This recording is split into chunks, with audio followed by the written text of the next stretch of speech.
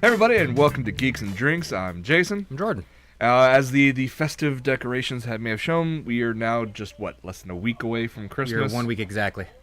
So, yeah, we postponed this one a little bit, and kind of worked out to our advantage because we were able to see Rogue One. So we'll talk about that in just a moment. But we'll also get to some of our thoughts on some classic... Going full-blown holly jolly up in this bitch. Geez. Classic Christmas specials. Our selection of not Christmas special movies. It's an argument I have every year. And a bunch of Nintendo news, not focusing just around the Nintendo Switch. So I'm really happy to talk about that. But before we do that, let's get to our drinks. We haven't really talked about our drinks as of late because we've been focusing just on... Well, not even that. Our drinks is usually just scotch. We found a scotch and we stuck with it. Yeah, exactly. Or a scotch or an Irish, whatever. Whiskey. We found a whiskey and just kind of went, all right, that's what we're doing. But you brought a few things this time. So this is what... Samuel Smith's has a winter ale, a seasonal ale. You brought over a couple Samuel Smiths before. Mm-hmm. I don't think I've ever had the winter winter ale before. I've never seen it before. Ah, okay. I'm used to their fruitier beers, like the cherry, apricot, strawberry, and there's probably another one I'm missing. Their big one is their oatmeal stout. Oh, that's tasty. Or their chocolate one that's actually pretty good. Like they don't do traditional beers, and it works out fantastic. I'm glad they don't, because this is actually quite amazing. Yeah, because I've actually found these by accident. A friend of mine, she had never had Samuel Smith, but she kept talking about how she really enjoyed the cherry beer from Sam Adams. And I'm like, oh, well that's garbage. If you want to have a good one, you should find Samuel Smith. My problem is that shit's hard to find. Mm-hmm. So I ended up having to haul ass one day after work, going to Hollingshead. Mm-hmm. And just going, yep. Yeah, that sounds about right. They do have a selection of beers that are kind of hard to find anywhere else. Mm-hmm. So I obviously don't know when to stop. So she has a 4-pack coming her way of just random Samuel Smiths. That's just delicious, though. But I this, like that. the winter ale, it's not really fancy or out there with some weird fruit flavoring or anything, or chocolate or oatmeal. Honestly, I'm happy. But it's with a solid ale. Yeah, that's delicious, straight from Yorkshire. Yeah, it's got some typically just English as fuck looking people. They've even got the little paper crowns. Mm-hmm. I like it. 6%. It works well. You guys can find it. Definitely pick it up. Do it. Yeah. Do it 9 times. That's delicious. And then we're also drinking your Christmas gift, if you want to show off that one. Yeah, so you picked up a bottle of Jameson Black Barrel. So we already had a quick taste of it, just to see whether or not I need ice cube. And literally, you have, the perfect nose for this, because one whiff, you're like... An ice cube or two could do well. Ice cube too. I mean, it's not bad. You could drink it neat. You could drink it neat. But the ice helps. It really does. Because it does have a special... Because it's a little bit aged from the Black Barrel, but it's good. That's nice. And then the final drink for when we get to our Christmassy shit. We'll get to that in a moment. All right. A classic tradition. Don't worry, it's not the Grinch like last year. God, that was awful. No, this is the tradition that will be kept for year and year and year and years. I'm cool with that. Yeah. But let's get to Star Wars Rogue One. Many of you saw it like us. It made its opening day combined... 70. Yeah, $71 million, including the $29 million from Thursday night. Mm-hmm. It's on track to get about $155 to $160 million opening weekend. Really? I was reading 290 worldwide. I was just talking domestic. Oh, okay. Worldwide, it does not surprise me if they'll crack 300. Oh, yeah. Because it's... Well, see, I was talking to a friend of mine, and she was saying, because I haven't heard anything about the movie. Mm-hmm. I know it's coming out. She's like, I don't even think I've seen a trailer. I'm like, there's only 2 trailers for the movie, if that, and the occasional TV spot. But for the most part, this movie was not advertised overabundantly, kind of like Force Awakens. For good reason. It's dark. Yeah. And even so, the numerous reports of doing the reshoots to make it a little bit lighter, but even with that, it was still pretty damn dark. And well worth it, though. We're trying not to give any major spoilers. D-Day in space is the last 20 minutes of it. Yeah, that's the best we can mention on that. And without blatantly just going spoilery, that's the only thing I can say. D-Day in space is the last 20 minutes of it. But man, that last 20 minutes, it was incredible. Yeah. I left at... It's like that first 10, 15 minutes of Saving Private Ryan, but with laser beams. Yeah. And AT-ATs. Not a single lightsaber to be found throughout the entirety of the movie, and that's perfect. This was proof to Disney and to That you don't everyone need else. Jedi or the Force No, not to for be anything such like a heavy. This. But what's also the fact that they were able to prove that they do not need to stick to just the episodic films in order to have a successful movie. This is going to do very, very well. Again, Disney, they know how to handle a legacy. So when they have something like this, they know what needs to be done to make it do well. Like Disney's one of the few companies I know, or movies studios where, I mean, granted, Pixar does their thing, but for the most part, Disney doesn't make sequels for the sake of making sequels. No. Like, if they do, they want to make sure it stays within that same vein. Where True. It's, I mean, no one's perfect. I mean, look at Pixar. Like, their original IPs, flawless. Most of their sequels, though, that's why I said Pixar. yeah. Because Disney, I mean, yeah, they did, but even then, they But no one's perfect. I mean, look at Mars Needs Moms. was that Disney? That was Disney. Yeah, that came and went. There was also Home on the Range. There was several others. Home in the Range was delightful. That was a bunch of cows. But in terms of box office, it kind of flopped. Oh yeah. But Rogue One, really good. Dark as shit. I kind of knew it was going to be that way, and I feel like they weren't marketing it so heavily was because they wanted people to know, like, this probably isn't for you to go take the kids. True, and especially it's one of those things that sorry, we're kind of distracted because Jess is watching Year Without Santa Claus. And of course the classic song. Yes. You've never seen this movie? No. Wow. Well, dude, I didn't either until like 2-3 years ago when Becca made me watch it. Because she was. Did you know about the Snow Miser? I knew about Snow Miser just from like the random clip in Batman and Robin. But if you were to show me Snow Miser and be like, "What movie is that from?" You would have never. Like she made me buy it and it was like, "What do you think of this?" I'm like, "This is delightful." Fair enough. To that point, there are some movies that I've recently watched that when I initially saw them, I was not a fan of, but as of recent, I rewatched them and I actually enjoyed them. We're talking about Christmas we don't movies. even remember this because this came out 10 years after Rudolph. Right. So it's not really one of the classics, but it's still within the same vein. So it's a little out there. Like the reason we grew up with them was because our parents. Right. By the time this came out, our parents were probably a little too old for it and didn't give a shit. So it's that weird like age group thing where, you know, when you were a child and, you know, Gigantor and Scooby-Doo were coming out, like that's what you had, and then there's that age gap. Right. No, fair enough. Yeah. Anyways, Rogue One, fantastic. The acting was great. The action was phenomenal. I really enjoyed Alan Tudyk's character. Perfect amount of sarcasm. Yeah, K250. It worked. Basically, I feel like that's what C-3PO was supposed to be. Like slight comedic relief, but still human, but robot. Right. Whereas C-3PO just came off as giant gold dildo. Yeah. There are plenty of Easter eggs throughout this entire film. I won't try to get into any of them save for one. Dude, Felicity Jones is hot. Just throwing that out there. I think she's way more attractive than Daisy Ridley. I'll agree with you with that. Daisy Ridley has that, like, what's her name? Keira Knightley thing. Where she looks feminine in some angles. Then you see her, it's like, oh, I mistook you for a man for a second. I can see where you're coming from with that. They are both beautiful women, but sometimes when they're shot in certain angles, you know, when they're covered in dirt and they're meant to look more rugged and worn out, they look like feminine gay men. They look slightly more masculine. So the cast of Final Fantasy 15. Miles ahead of Goldie Hawn. Anyhoozle. The whole cast was fantastic.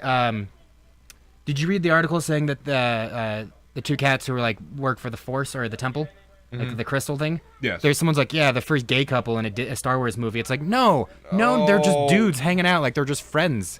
I mean, it's another throwback to the fact that Bucky and Steve. The whole idea, one of the main ideas that George Lucas had for the original trilogy was that the crawls at the beginning of the movie, as well as narration throughout it, would have actually been taken from someone reading, scrolls from Guardians of the Whills. This is from the Book of Wills, Whills. So it was a nice nod to that. But that was basically in terms that they're not. Yeah, they're gonna. No, but that's what I'm saying though. Like I read an article today and they were talking about, and they're like, yeah, those two characters are the first openly gay characters in Star Wars. I'm like, when the fuck they were the gay? How? When? They were just like brother in arms. Like that's what I took it as. Yeah, that's exactly how I took it as. No, not according to some fandoms. I am the Force, and the Force is with me. I am the Force, and the Force is with me. Dude, that guy was awesome. He was. Donnie Yen's character was fantastic. Dude, do you know why he took that role? Because of his kids. Yeah. His kids were like, "You're turning down a Star Wars role? No, we'll never forgive you for this." So, in turn, Like, there wasn't a single hateable character in that entire movie. No, there really wasn't. Like, casting, acting, and everything just went together. Every character had a purpose. Every character had its own moment. Yeah. Like, everything from the villains to all the Mads ragtag Mikkelsen heroes. wasn't a complete douche. He was actually a good guy. And he didn't have anything crawling down his face for once. In every role he's always had something crawling down his face or dripping down and whatnot. Unless you want to count the rain. Yeah. I think that's the only thing he has. But it works so well. The CG was very well done. The unaging. Yeah, that was impressive. There's a few. Or was that unaging? Like, that's just. That was just great CG. Like, we won't talk about the other one, but the first one, we can mention that, right? Yeah, let's mention that. Like, Tarkin's in it. Like, he's kind of a big deal. And a pretty significant part of it. And they used, a body double for everything because he's dead. Unfortunately, Sir Peter Cushing has passed on many years ago. So, it worked really well. Now, they used some tricks to their benefit by, for the most part, putting him in darkness or in shadows to try to hide some of that fact. There were a couple scenes where it kind of reminded me of Clue from Tron Legacy, where it was kind of blatant that you were CG. Yeah. But there was other elements that were just like, but see, for the that Clue, was believable. Yeah, that was beyond uncanny But in all fairness, valley. for Clue, that it made sense, though. No, that made perfect sense. Because he was a computer program. He wasn't the real him. But with it, I'm using that in relation to how it looked in Rogue One. There was many scenes that it was completely believable. I forgot I was watching CG. For the entire time, I just kind of, all right.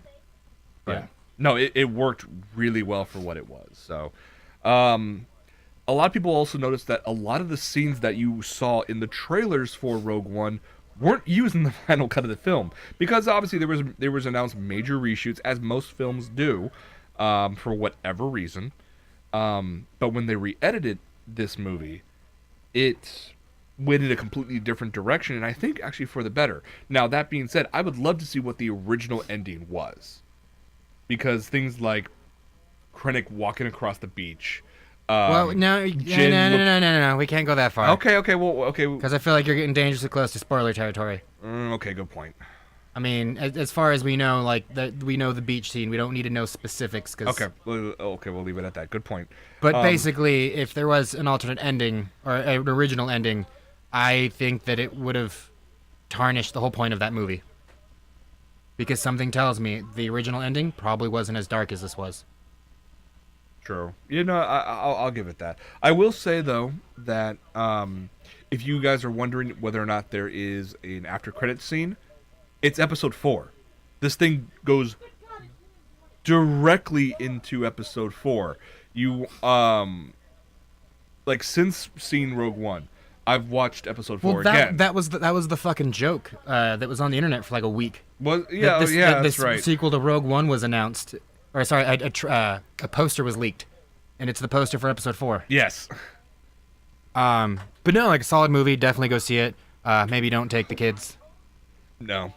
But well worth it. If you guys can see it in 3D, do not. Many people who I know saw it in 3D said the 3D looked muddled and it wasn't good. Just enjoy it in 2D. If you can, go see it in Dolby Cinema if you can find it. We plan on seeing that in that version on Christmas, so I'm looking forward to that, definitely. Sorry, I was remembering that meme that's like, just remember, 2 Star Wars movies have come out and the Browns have yet to win a game. Sorry, Cleveland, your team sucks. Yeah. I just made a sports reference on our nerd show. Fucking hell. Yeah, we're all over the place. But also in terms of things that you could take your kids to, the trailer for Despicable Me 3 came out.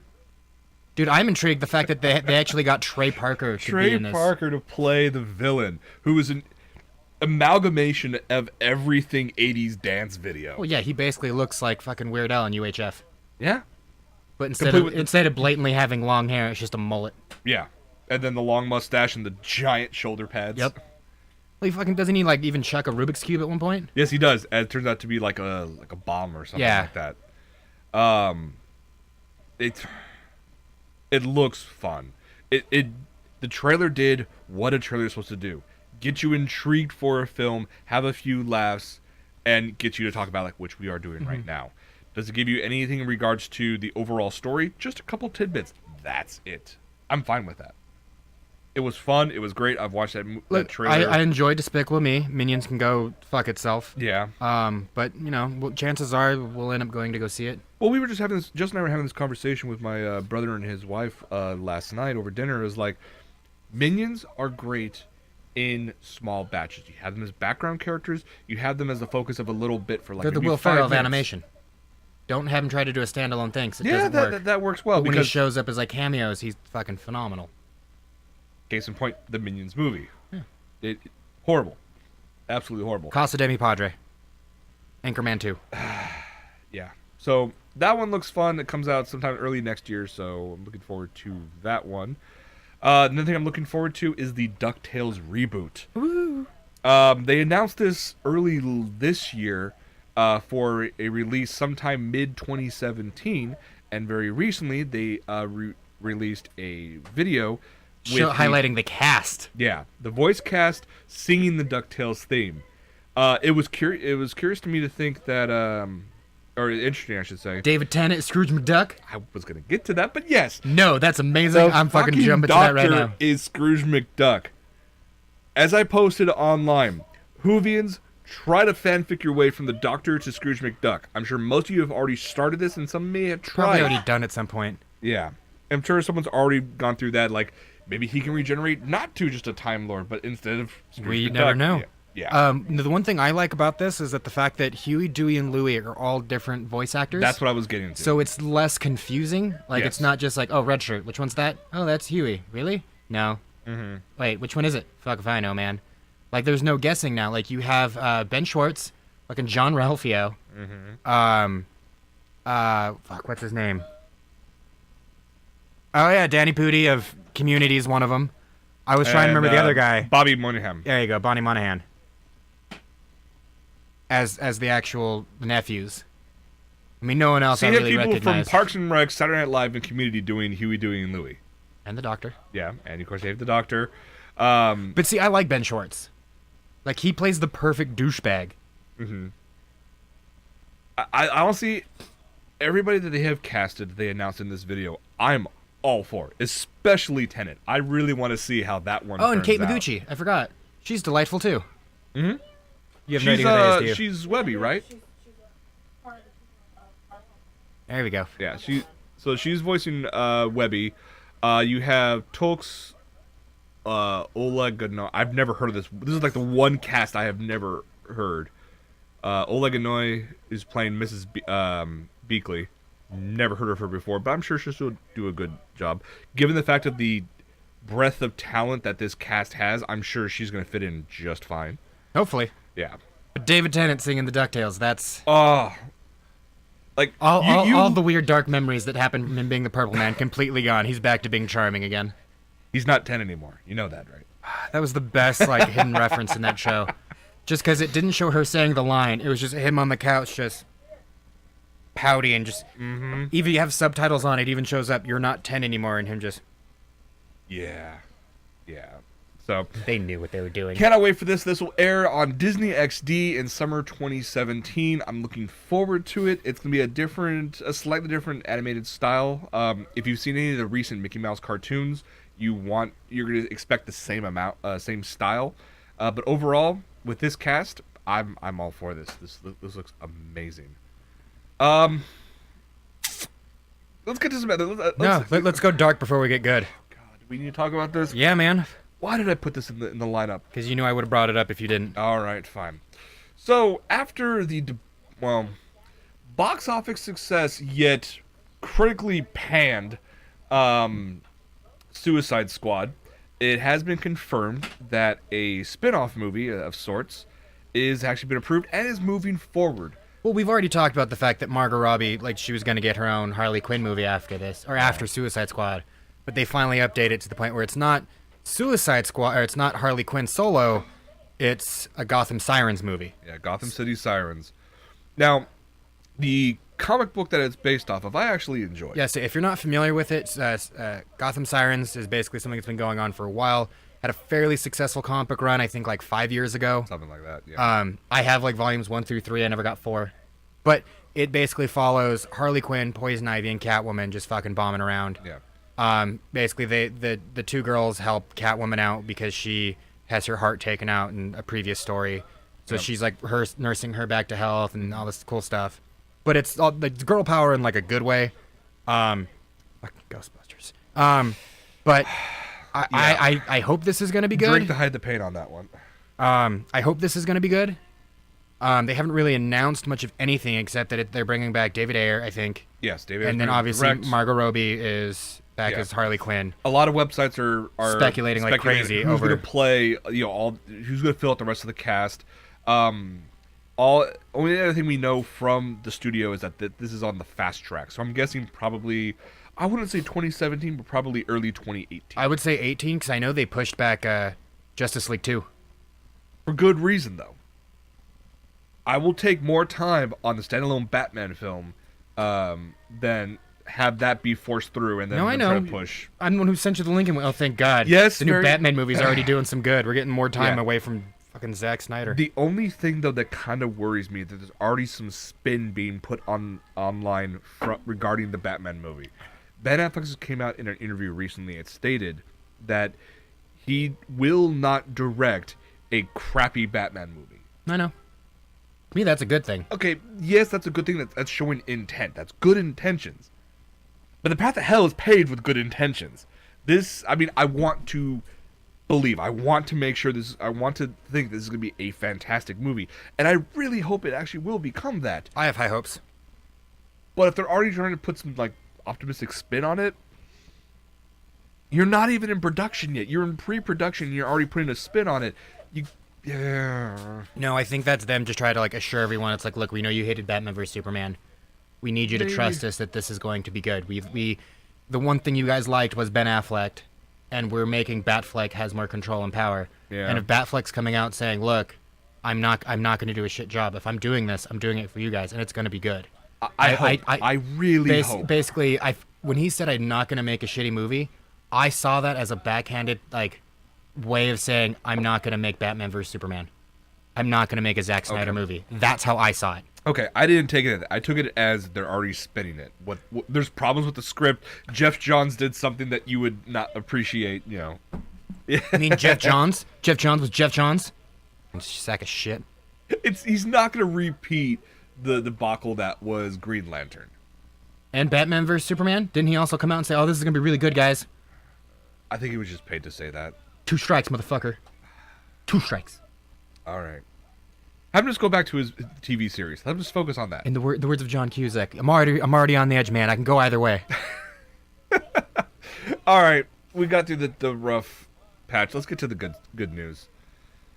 So, as most of you have already been playing, Super Mario Run is now available only on iOS devices. Suck it, Droid. Sorry. I have to laugh. You guys need to announce that all the world I'm going to have to edit that part. They know what's up. In other news, yes, Super Mario Run is now available only on iOS devices. For those of you in Android devices, you're kind of shit out of luck for a while because there's no announcement other than 2017. Some news that came out of this, in the first 14 hours, Super Mario Run was downloaded 3.5 million times. In the first 24 hours, it was downloaded 5 million times. I wonder how much money it's made. About $5 million. Because the first 3 episodes... Because the first 4 installments are free, and then you pay for the extra. Which is $10. Which is good because when they first announced it at the Apple keynote, it was supposed to be 15. So when they turned it down and said it was $10, I gladly paid that. I played the first 3 levels multiple times, enjoyed it. It is polished. And then you wanted more. It is fun. I wanted to play more because they do here's the first 3 levels. Oh, you want the boss of the first world? Oh, no, now you have to pay. Son of a bitch, fine. They're essentially drug dealers. They gave you the first taste for free and then made you pay. Yeah. Oh, man, it is so much fun.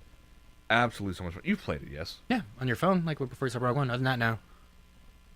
It's addictive. Huh. It's truly addictive. I mean, yes, people can look at it as just a constant runner like you would find on in a multitude of other games out there available on Android and iOS. But this is Nintendo we're talking about. Yes, the core version of the code was developed by a third party, DNA, which they partnered with about a year ago, and this is their first game out of that partnership. But all of the polish, all of the design, the characters, the graphics, were all by Nintendo, and Miyamoto himself had final say on everything. Well, it's a very gorgeous looking game, or at least the bits that I saw. Yeah, and for it being a constant runner, there's a lot in there that you can do. The context of just being able to jump is varied. It's not just jump. It is jump backwards, move forward, do a special move, jump on a enemy. I mean, it's a lot, and it works flawlessly.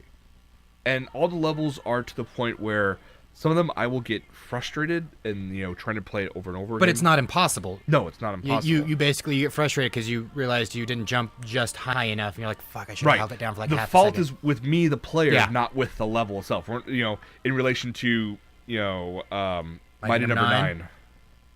Fuck that game. Yeah. It's not good. Yeah. You paid for it. Anyhoozle. Did you have to remind me of that? Yeah. Do you not? Are you unaware of who my sister is and who you're marrying? Have you ever noticed we like to do the same thing? We like to occasionally, kick you right in the soft spot because we know where it is. Just pour a little bit of salt on that wound when you ain't looking. Just for a little seasoning. Get it? Don't be salty. Oh, man. I had to. I'm sorry. All right. Let's move on from there. All right. So, from there, for some really good news, for those of you who are big fans of the upcoming Nintendo Switch, I'm sure you saw the commercial that came out about a month ago. I'm sure you also saw the video from The Tonight Show with Jimmy Fallon, where Jimmy was actually able to play the actual Nintendo Switch, showing that it's an actual product, it actually works, and it looks amazing. We know that's going to be released sometime in March. Well, it's already been announced by Nintendo that we will have another press conference live streamed with full details about pricing and availability January 12th. But if that's not good enough for you, Nintendo, thankfully, in the United States, has put together a Nintendo Switch tour where you can actually play and get your hands on a Nintendo Switch before it is released. Starting in New York, January 13th, which is the day after the press conference of January 12th.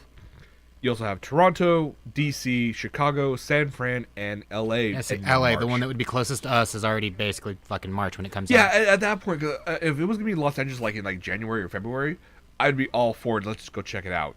But because Los Angeles is March 3rd through the 5th. And it's like, the actual console comes out on the 9th. I'll just fucking wait. I'll just wait at that point. Yeah. You know I'm going to buy it. Just take my money already. I'm going to buy this damn game. In a matter of time. Yeah. So, yes, there's a tour for you guys who are in these areas. Cool.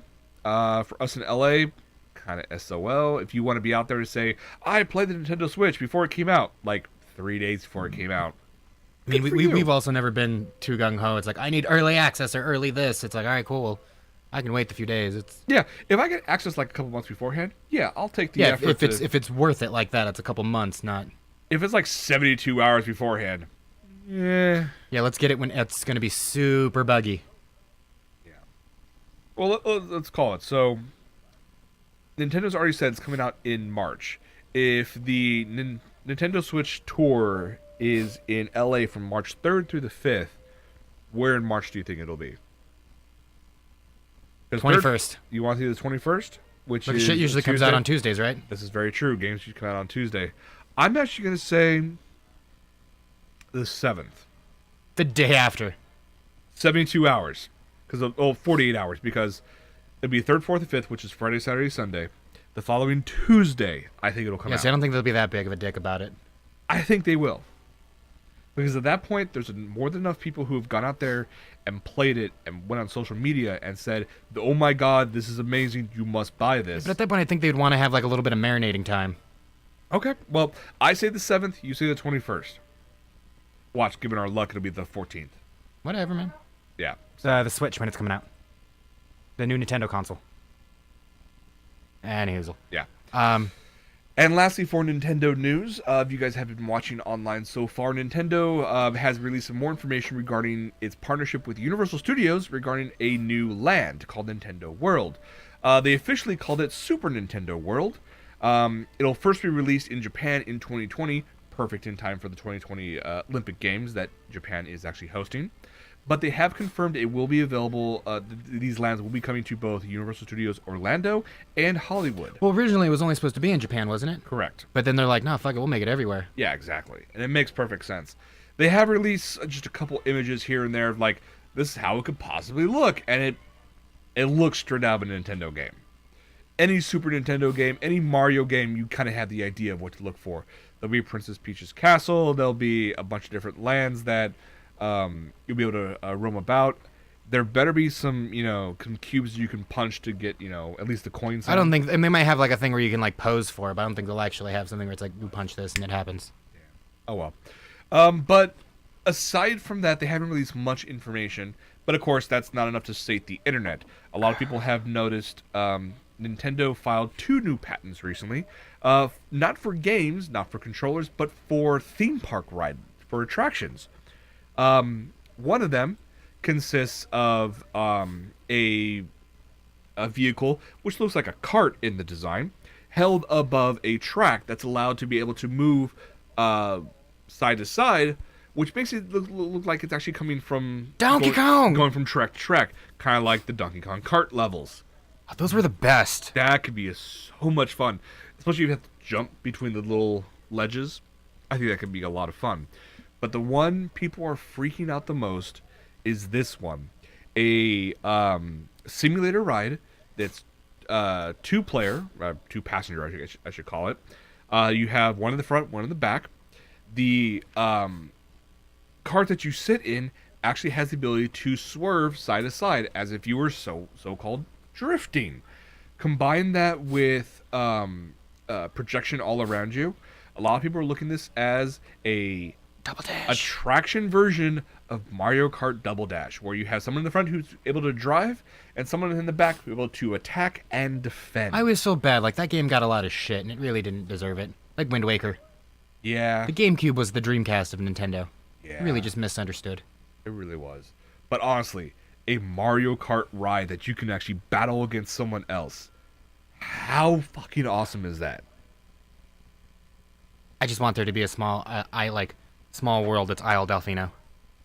Just so I can listen to that sweet music on repeat. Music on, oh man. I cannot remember how many times I've had like the 10-hour version of that theme song. As of I at work. Just playing on YouTube in the background as I'm working. Even the jazz version by the 1UPs. Mm-hmm. God, that'd be amazing. So yeah, that's just a taste of what to expect for Super Mario World, or Super Mario Land, I should say. Coming to Universal Studios initially in Japan in 2020, as well as later on at Orlando and Hollywood. But that's going to be it for the Nintendo news. That's going to be it for Nintendo news? Like, half of this was already about Nintendo. Yeah, I know. Well, justifiably so, but still. Yes, I was going to say. Let's bust out our special drink for this episode, because it is the holiday season. If you haven't seen by our decorations and by my hat. I got my sweet sweater. Oh, yeah. Gotta have all the nice ugly Christmas sweaters. But we have in a Jameson bottle, not necessarily Jameson. Well, there's Jameson in I it. would hope so, because that does not look like actual Jameson. Or at least Jameson that's gone bad. I want to say, does Jameson curdle? Well, if we're vomiting in a couple hours, we'll know why. Yeah, we'll see. This is a tradition that Jordan has made for a while now, and then we will continue. He has made a most fantastic recipe of eggnog, complete with a boatload of Jameson. It's boozy. Quite boozy. The best part is it's like fucking simple. It's all like 5 ingredients. God, that is so good. It is so good. Considering I brought over 2 bottles, you gave back 2 batches. Mm-hmm. 1 bottle's already gone, and now this one will be gone by the end of this episode. And that was a week ago, yeah.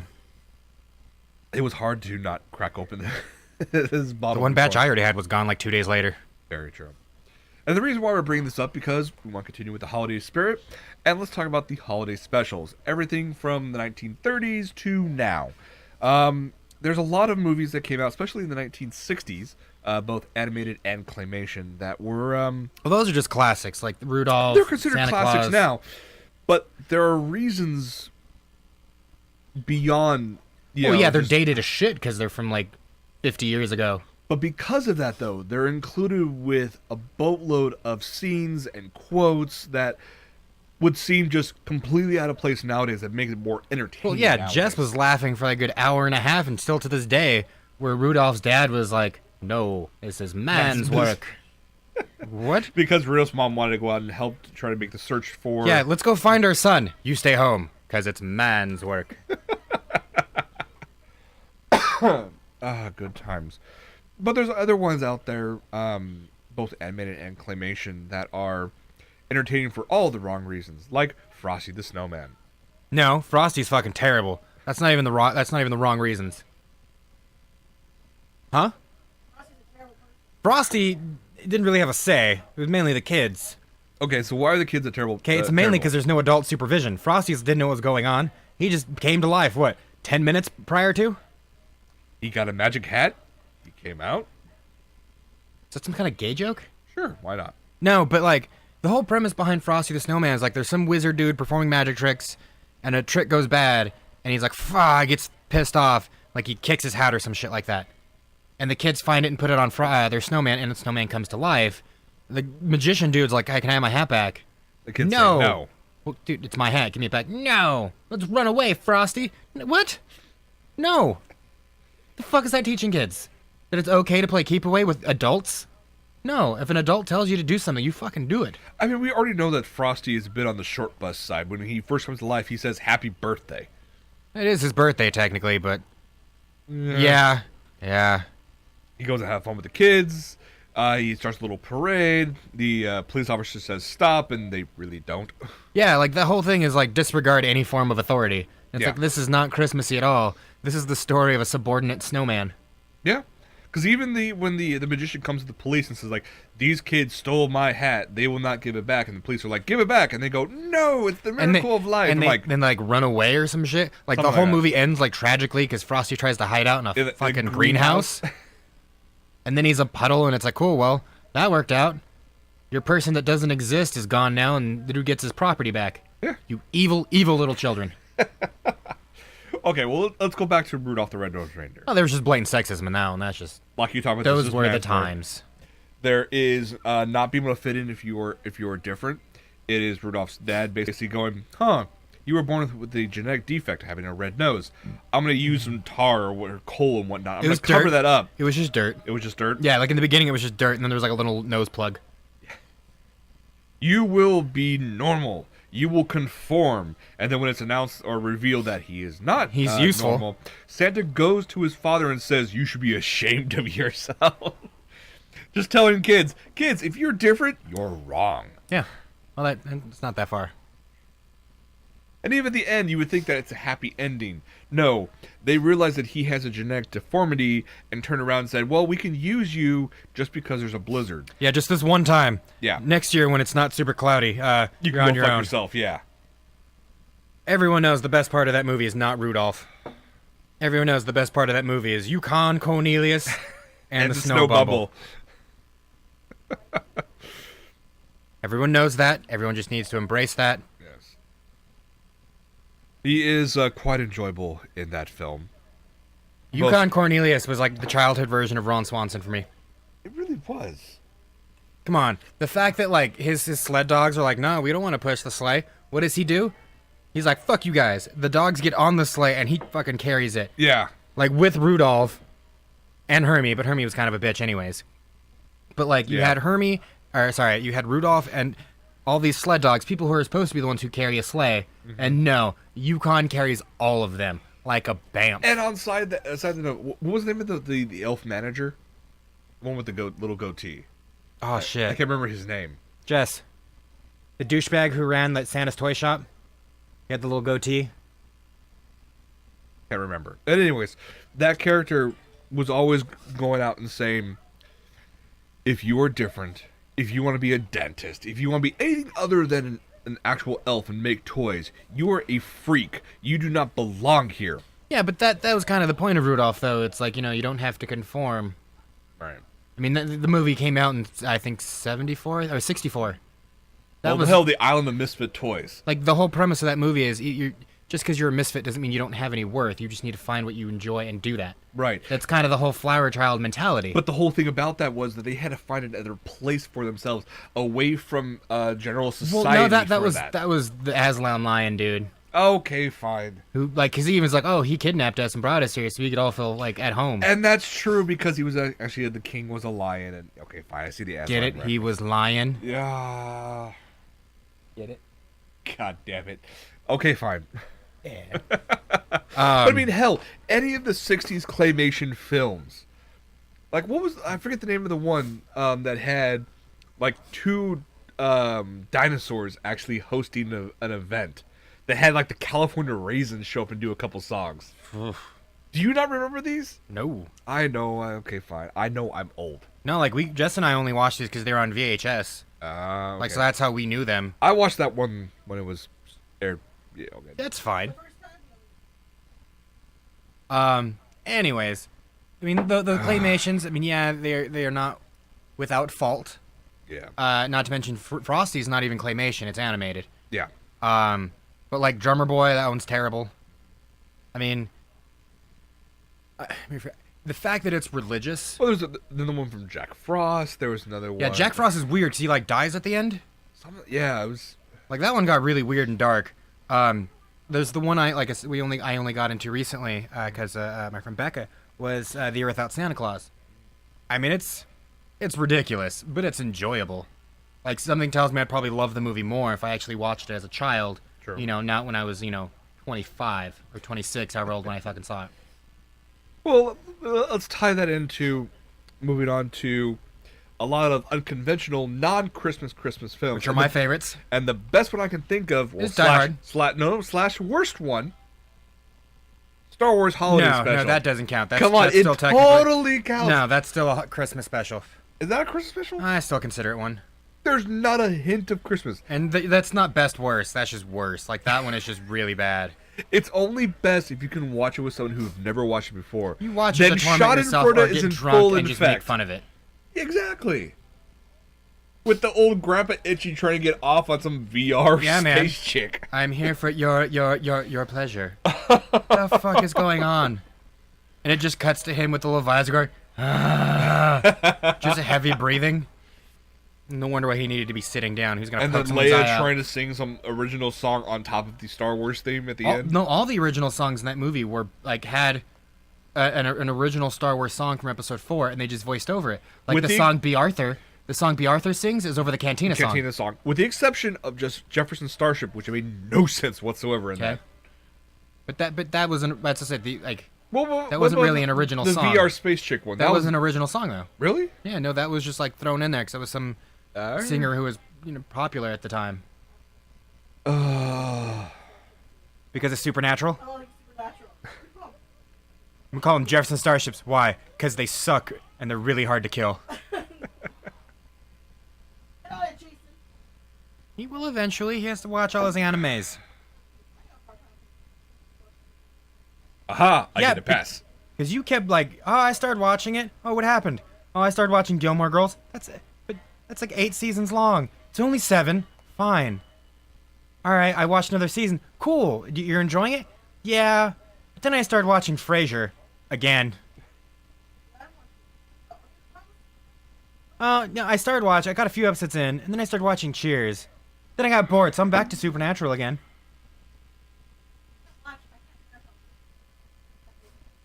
This is why I need to have a microphone for Jess over there so you can hear not just half the conversation. No. Half is good enough. Leave some air of mystery. But no, the best non-Christmas movie is Die Hard. No, I agree with that. But there's a boatload of other films out there like Lethal Weapon and Gremlins. Okay, Lethal Weapon, I've heard the case for it, and I call horseshit.